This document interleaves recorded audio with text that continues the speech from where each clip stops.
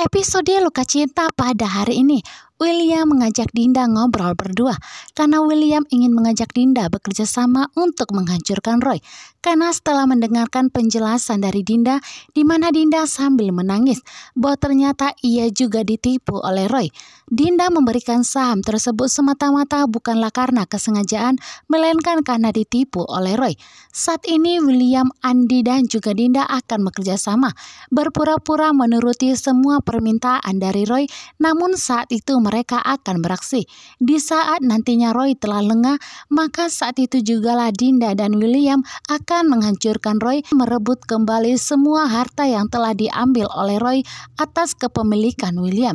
Kali ini William pun akan menuruti permintaan dari Dinda agar Dinda mau membantunya untuk menghancurkan Roy dengan segera. Saat ini pun mereka sedang mengurus berkas, di mana saat itu ternyata berkas untuk pemindahan saham atas nama Roy menjadi atas nama William. Saat ini Dinda pun berharap agar rencananya berhasil. Sementara itu Salma dan William akhirnya pun baikan. Di sini kembali lagi William minta maaf kepada Salma. William pun berjanji tidak akan mengulangi kesalahan yang sama.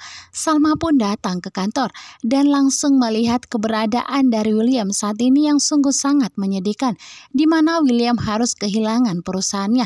Akhirnya di sini setelah melihat kondisi William, Salma pun bersedia untuk pulang. Salma pun bersedia kembali untuk menemani William mengambil seluruh hartanya kepada Roy. Sementara itu Dinda semakin hari semakin merasa bersalah kepada Salma. Dinda menangis. Dinda pun mengingat semua kebaikan dari Salma kepada dirinya, di mana bahkan Salma rela mengorbankan dirinya hanya untuk menyelamatkan Dinda. Seandainya malam itu tidak terjadi, maka Dinda dan William tidak akan terikat hubungan seperti ini dan rumah tangga antara William dan Salma akan baik-baik saja dan bahkan William tidak akan kehilangan hartanya termasuk perusahaannya. Namun karena kebohongan, di mana karena William takut kebohongannya terbongkar, akhirnya saat ini pun William kehilangan semuanya. Di kantor polisi setelah mendengarkan penjelasan dari Kelvin dan juga dari Kinari, saat ini pun pihak kepolisian memutuskan bahwa Kelvin tidaklah bersalah dan akhirnya Kelvin pun dibebaskan. Karena Kelvin mengatakan bahwa dirinya telah difitnah oleh Kinari dan Argo. Mereka sekongkol untuk menghancurkan Kelvin.